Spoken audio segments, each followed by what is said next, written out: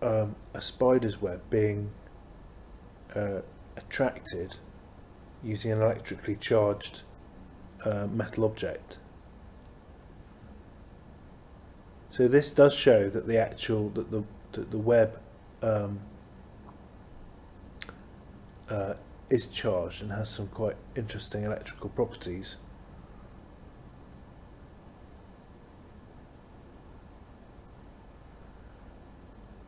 In fact, some researchers think that the spider's web is actually that when a fly comes to the web, that there can be an electrical spark, like an electrical zap. I don't know if you can see anything here. This is some very high speed camera footage. Shows a little zap going on as the fly hits the web.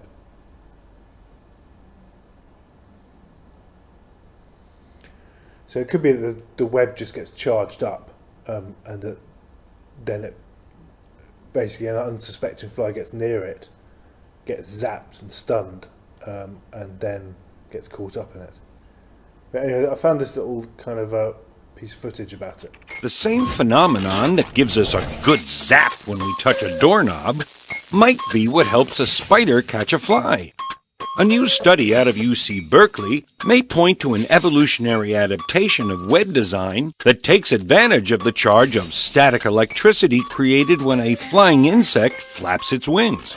A buzzing bug can generate hundreds of volts of positive electrostatic charge from air friction, a trait that helps bees extract pollen from flowers. Spider webs, the research suggests, have a negative electrical charge and have developed a finer spiral silk, more flexible than its spoke silk, to aid in the electrical ensnaring. In the lab, high-speed cameras captured dead insects zapped with a positive charge as they were dropped into a web, which can be seen deforming and touching an electrified insect before it lands, attracted to its charge. The negatively charged web may also attract dust and pollen, a possible reason spiders reweave their nets every day. Here is a weird observation of spiderweb that how it reacts to magnetic fields and stuff. They've got little pieces of hair or spiderweb tend to have some sort of a magnetic thing, kind of like a balloon, and they get stuck on things. And it just flew up there because I put my finger near it. I don't know if you can see it. There it is. Okay, I'm going to try it again.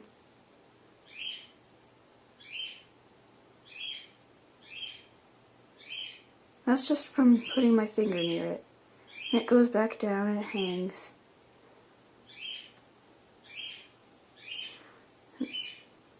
Oh, now it's going for the camera. Okay.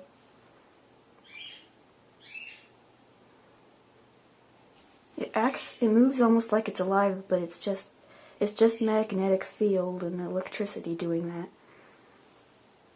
I find it very interesting when it does this.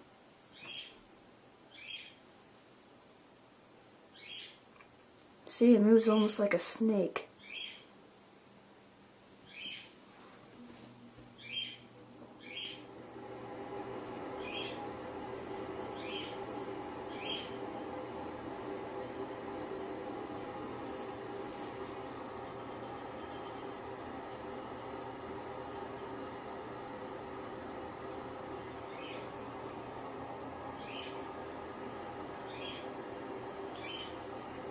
Seems attracted to the camera a little bit.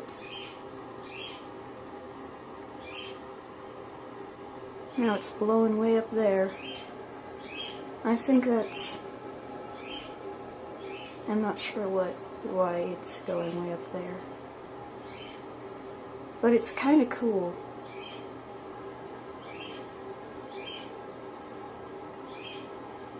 Okay, now I'm going to stick my finger in it again. Watch. Went further up. This time I've actually managed to touch it this time. But it still moves away from my finger.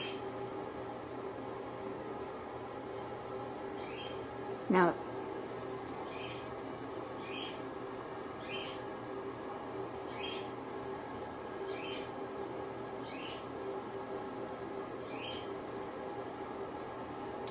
sorry, you can't really see it there, can you?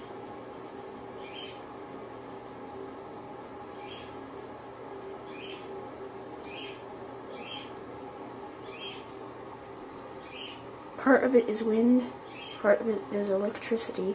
The heater's blowing, and I think that's one of the things that's making it go up. And if you put your finger near it, it'll move in other ways, like it'll...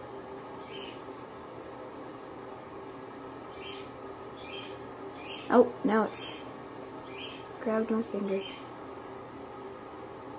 Part of it is the wind, part of it is electricity.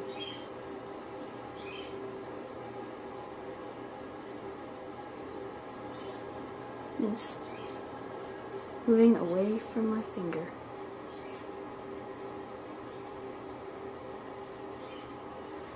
It stuck itself way up there because it didn't want to touch my finger. I don't know if you can see it now. Oh, out again. Now I've just touched it too fast, and so it didn't have time to move away.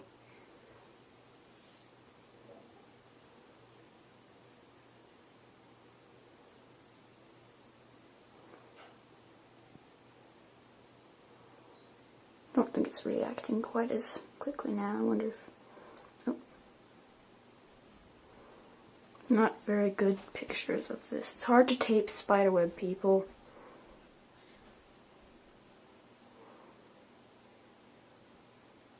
It's not reacting much. If I move it by, let's see if I can get it close up. Now it's kind of more attracted. That's weird. If I move it away, it slowly falls back down. Now it's moving away now. Okay, that's weird.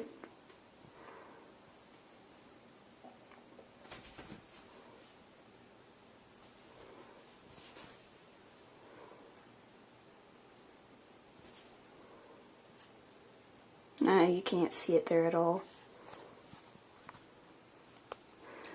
That is my weird observation of spiderweb. I'm pretty sure that you could probably make better tapes if you have a camera that will actually focus on the spiderweb, but I don't think there are very many cameras that will focus on the spiderweb unless you get a really, really good at looking at little details one. This is more for filming movies and stuff. Not like real movies, just things at home. If you have witnessed this, then good for you too. Anyway, there's not very much information about spider web electrical effects that I can find around, but I'll keep looking, and it does seem like there is some kind of electrical activity going on with them, and it would make perfect sense. I mean, the webs are, the webs and then positioning them in somewhere breezy seems clearly a design optimised to use atmospheric electricity. So it'd be very surprising to me if they didn't make use of it. But anyway, I'm going to hopefully find more evidence later on. And I'll leave you now with this epic battle between a fly and a web. Well, it's not really that epic. I mean, he's just completely fucked. But it's quite interesting.